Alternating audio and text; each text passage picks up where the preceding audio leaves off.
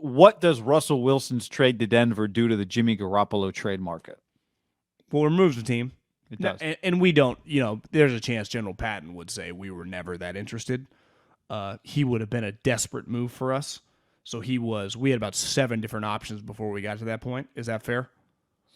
I mean, the spirit of what you're saying is fair. I have a hard time finding 7 different options for them, but yes, I do agree with the spirit. 7 would be strong, but like he was our last option of the options that we thought were viable.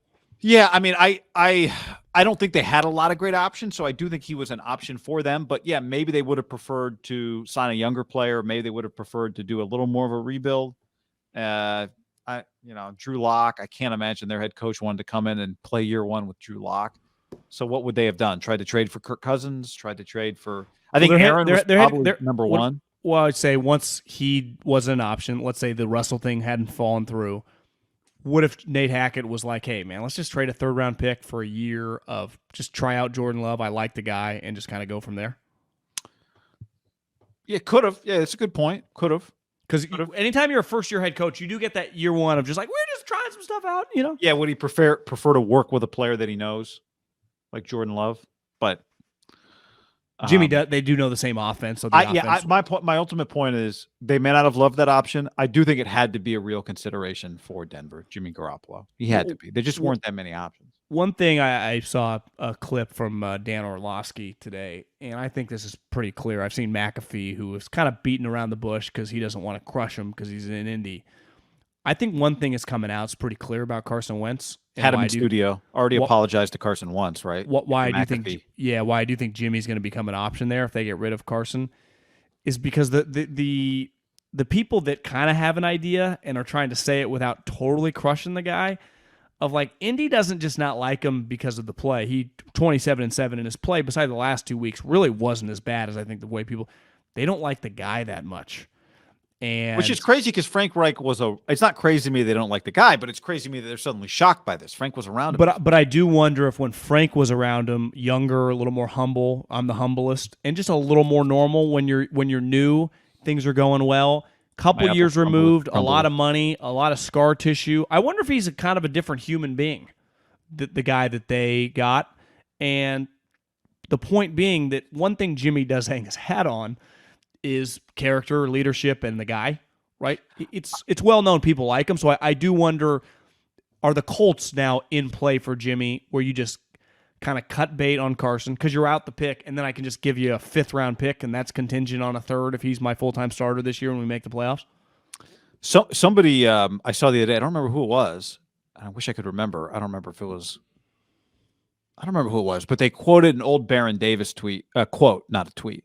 Their line was, Baron Davis once told me that money doesn't change you, it just reveals who you really are. That was a great quote. But yeah, I could see as it relates to Carson, but I could see Jimmy there because what do we always talk about with coaches is like teams tend to make an extreme adjustment. So you go from a hard ass coach to a friendly coach. You go from a soft coach to a hard ass coach. And I wonder if they would really value Jimmy Garoppolo's personality reliability, right? Unfortunately, he's not that reliable physically. I don't think you can say he's unreliable. Literally injured. He's injured. He's injured right now. But I wonder if they would really value that. Like, hey, we think that just being solid is going to be good enough. The problem is he's kind of like Carson from a play style standpoint. They're not the same, but there's just a level of unpredictability in a bad way with both of them. But I wonder if they would really value that. Like, let's just stabilize our locker room. Maybe they'd get a positive report on him already, right? They've got DeForest Buckner. Maybe that would be part of what they try to do. Yeah, I don't think that's crazy. He did officially have the shoulder surgery today. Now, anytime anyone ever gets surgery, especially a guy that is, not a lock to come back on a team, but you could say even when a guy's coming back on a team, it's like, surgery went great. Perfect surgery. Elite doctor. Nailed this one 10 out of 10. Garofalo wrote that, successful surgery, and the plan and the hope is that he'll throwing ahead of training camp. So, I mean, we already knew that, but I do believe we see this all the time with injuries, is especially, I would say, a serious injury. And any time that you have surgery March 8th, and I don't think you can throw till July, like that's not like, hey, man, he had a little cleanup, he'll be out 2 weeks. he should be able to train and by early May. This is several months of rehab. There is no guarantee if I'm a team that he's ready by training camp. If you and I, we were GM, coach, an owner, GM, the conversation we would have, no matter what the doctor tells us, there is no definitive 100%. I trade for Jimmy if I'm the Colts. He is ready day one of training camp, right? We would have to go. It's a coin flip. Even if we saw the medical and everyone said it's good, because how often do we see like a month from now he's having some inflammation, and it happens a lot with knee injuries, right? Non-ACL, like a little MCL, and then a couple months later it's like, well, we've seen it with Wiseman. I think Jaron Jackson, who was basically Wiseman, but that shit happens sometimes, and these are younger players. I'd be nervous with the shoulder. I really would. You could argue like you would almost just, hey man, we'll give you a flyer pick like 6th, 7th. Like your guy not only is not only injured, there is no way any of us can know for certain that he will just be healthy by mid-August, right? You could say that. Well, they just did that trade too for Carson, right? But he was healthy when they acquired him, at least. No, I know. I'm just saying, like, they just did a trade that was dependent on a quarterback who has. They just did a trade that the compensation was dependent on the quarterback's availability because the quarterback had a history of unavailability. But that did cost a lot more than this one would cost, right? Because I'm at the point, really, like, when I see people tweeting about, like, I am not worried about the compensation at all. It's just get them off your books, move on, and just pivot. Yeah, it feels like it would feel like a loss if they had to cut him and didn't get a 5th-round pick for him, right? Yeah, but my point is, like, when the season ended after it kind of went well, before you knew shoulder surgery, I think, could they get like a 3rd or whatever? And you start kind of getting greedy. You're like, then they'll have like 3 threes and a 2 and then a couple threes next year. Like, they got a lot of wiggle room. I don't even care anymore. If I'm trying to put myself in Kyle or Parag, like, to me, it's okay. You can justify everything that the money you paid him, the pick you used to acquire him. Like, your ROI exceeded anything you gave him when he started as a quarterback for you 2 of the last 3 years, right? Just get rid of him and now pivot. I do wonder if Indianapolis' situation specifically gives the Niners, I'm not going to say leverage, but a team that would be incentivized to trade, because they do have a lot of balls in the air, right? With this Carson Wentz thing, like they don't want to pay, they don't want Carson's contract to become fully guaranteed of $27 million, whatever it is, on March 18th. But they also probably don't want to cut him if they don't have another option. And it wouldn't be ideal for them to cut him and then have to go through free agency and try to beat other people out for Jimmy, even if they think they could get him. Like, the trade would just give them some certainty in a situation that clearly has a bunch of moving parts for them.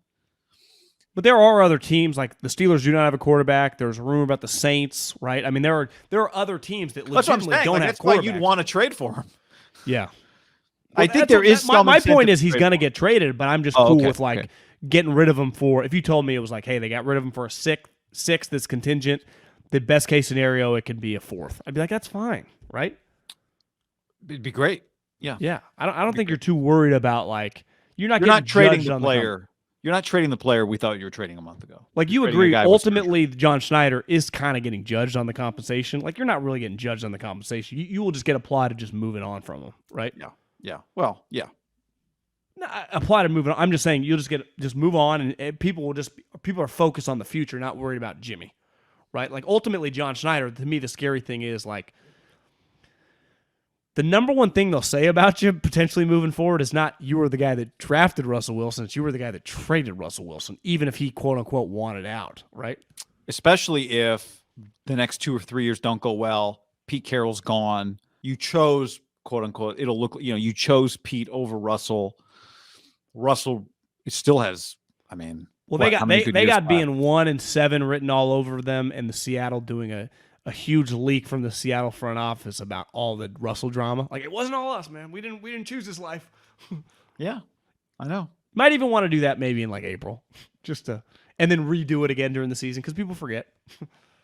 You're going to have to do some of that. Where, to me, the Niners, which I hope doesn't happen, and it might, but like, do they trade Jimmy and then release the, they didn't really love how it all went down with the surgery because I've seen some rumors on the internet.